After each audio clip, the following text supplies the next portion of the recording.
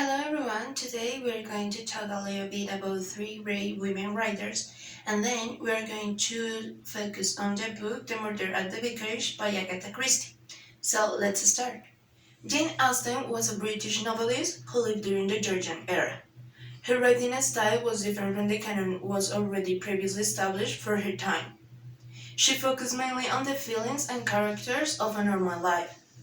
Her writing style was also very precise, clear, and concise, which made it to some extent blend with the prose that existed in the 19th century, which was favored by the use of synonyms and semantic delimitations.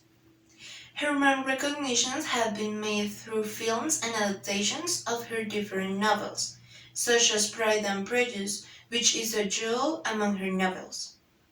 Madeline Miller is an American novelist who made her debut with the novel The Song of Achilles, a book she wrote for 10 years while working as a teacher of Latin and Greek to high school students. She didn't care to waste her time as a writer. With this work, she was awarded the Orange Prize for Fiction, which made Miller the fourth debut novelist to win this award. Agatha Christie was one of the greatest writers of all time. Best known for her 66 novels and 14 short story collections, as well as the world's longest running play, The Mousetrap. Her writing style was based on the narrative genre with which she was able to create different characters, conflicts, and crimes. A simple and accessible literary style for all readers made her works a golden decision to start with the mystery novels. Let's move on with Maria Camila, who is going to describe the characters of the book. Good morning, teacher and classmates. In this story, we are going to focus on 12 characters, so I will be telling you a little bit about them. So let's start. I would like to start with the Vicar. So he wasn't an spiteful man. On the contrary, he was a kind, attentive, and a responsible man with his duties. He was a good listener and advisor to others, so everyone entrusted their problems and concerns to him. Colonel Proteus was such an unpleasant man that many people believed that if he died, the world would be a better place. Also, he was a church garden. Miss Marple was an old but a strong woman. She was mysterious, intelligent, and reliable. She had a good sense of humor and she enjoyed work in her garden. She was almost always right and she was attentive to everything that happened around her. Anne Protheroe was the Colonel's Protheroe's wife. She was a persistent and a beautiful woman. She had brown hair, a pale face, and very deep gray eyes. Lawrence Redding was a painter. He was a strong and a handsome man. He had dark hair and bright blue eyes. Griselda was the vicar's wife and she really loved him. She was a wonderful and a fast woman. Dennis Clement was the young vicar's nephew. He was a curious young man and he enjoyed playing tennis. Lettice was the Colonel Protheroe's daughter.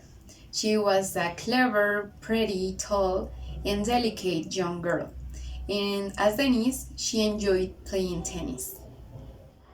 Haas was a curate.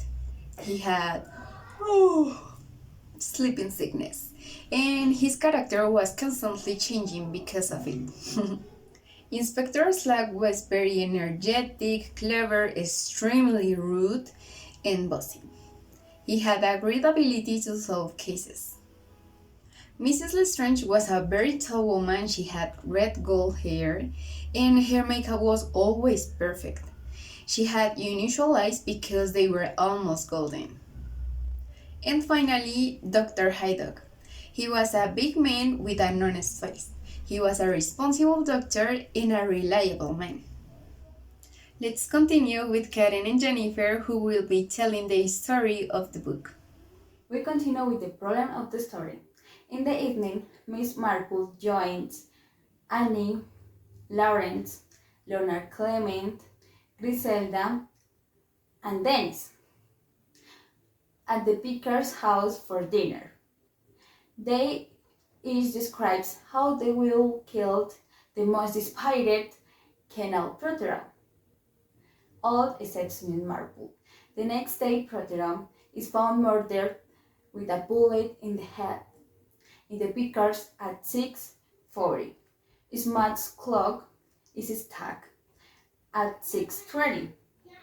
Little Miss Marple to believe that is the time of death. Town Inspector Slack says that the crime could have taken place at any time between 6:20 and 6:40. Lawrence admits to the crime, turning himself to the police. He says that he did it for brother Doctor's Annie. Miss Marple proves him wrong by showing that the smart clock is turned 15 minutes past. Purpose the friend Annie who was supposedly in the Vickers at that time. Miss Marple also believed that the gunshot heard in the woods at 6:30 was the shot that killed Prothero, making at 6:30 is the time of death. At that, Prothero's body has been moved in the Vickers. Hi! The final of this wonderful story reveals many secrets. One of them was that Miss Lettice is the daughter of Miss Lestrange, who has changed her name with the help of Dr. Haydock. On the other hand, Lawrence wasn't an innocent man.